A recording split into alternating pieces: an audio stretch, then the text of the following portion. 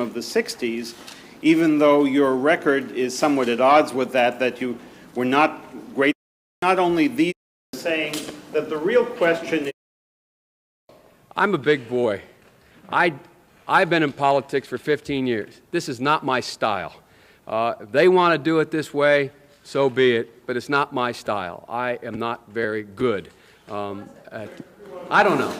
You all will find that out, I'm confident. Senator, a lot of Democratic leaders are saying that the real question is not whether you borrowed some textual material, but whether your vision, which is supposedly one of your strong points, is real or whether it's borrowed. And they cite not only these examples, but the fact that you seek often to identify yourselves with the Kennedys and Martin Luther King and the activism of the 60s, even though your record is somewhat at odds with that you were not greatly involved in civil rights, you were for the war, and you even thought of running for office as a Republican. How do you answer those people? No, well, first of all, we've talked about this a lot, you and I. That's not accurate, by the way. I mean, that's kind of a... Anyway, let me answer the question. I don't know anybody who has run for public office, who has tried to communicate a great idea, who hasn't gone back and used other great ideas to make those motions. I mean, I recall Robert Kennedy quoting, he did not think up, if I recall, the notion that some men ask, you know? That wasn't his, but it conveyed what he meant.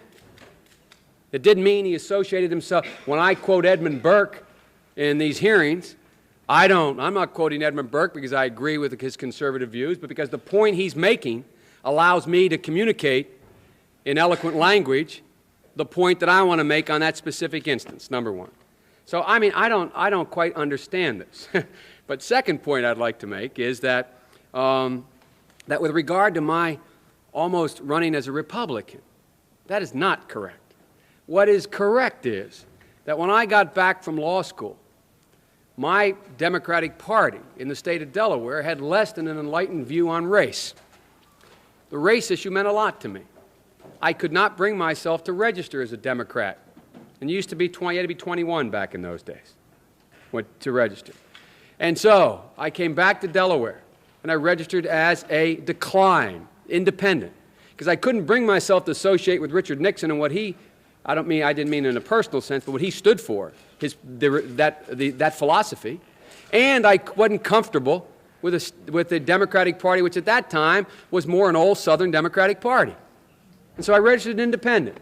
In the meantime, I worked for a law firm, clerked for a law firm that was a mainstream blue blood Republican law firm. And they tried to get me to join the Young Republicans. One day I'm sitting there and they asked me they always had the Young Republicans party at their office, Christmas party. And I'm a low man in the totem pole, so I had to go out and get the stuff for the party, for the senior partner. And the next thing you know, they asked me whether I'd consider getting involved and hold office in the Young Republicans. I said, I'm not a Republican. I don't want to be a Republican. And another instance that happened is friends of mine came to me and said, Bill Roth is not going to run. He was my next door neighbor. He's going to run for the Senate. Why don't you run for the Congress as a Republican? I said, I don't want to run for Congress as a Republican. I don't want to run for Congress. And so that's, this stuff about I was a Republican. Now, lastly, with regard to the 60s. During the 60s, I was, in fact, very concerned about the civil rights movement. I was not an activist. I worked at an all-black swimming pool in the east side of Wilmington, Delaware. I was involved. I was involved in what they were thinking, what they were feeling. I was involved, but I was not out marching. I was not down in Selma. I was not anywhere else. I was a suburbanite kid who got a dose of exposure to what was happening to black Americans when I, in my own city, worked there, the only white employee, as the only white lifeguard in this 13 or 14 lifeguards, to find out that many of these guys lived in that city their whole life, a small city, and never knew a white man. It was a revelation to me, and it appalled me. And I was 29 when I ran for the Senate, folks. Other people were marching, carrying banners. I was down here voting against the war. I came down here at 29 years old. So, the war was still on. So this notion that I wasn't involved, that I supported the war, You know, I mean, I was not out. I am not, as you probably all figured out about me. I don't like dirty campaigns. I am not culturally one of those guys who likes to, I don't fit very well with, I'm not a joiner. I don't go out, I'm not very, I was out of sync with. By the time the war movement was at its peak, when I was at Syracuse, I was married. I was in law school. I wore sport coats.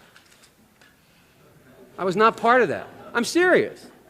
What y'all don't seem to understand is some of you. I think you understand it. I don't think you're really being, well, I won't characterize it. But, you know, there was a 4-year period there, folks. There's light years.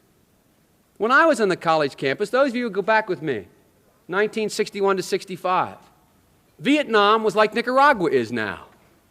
We all said that's kind of stupid, but it's going to end. But you don't see many people marching on campus.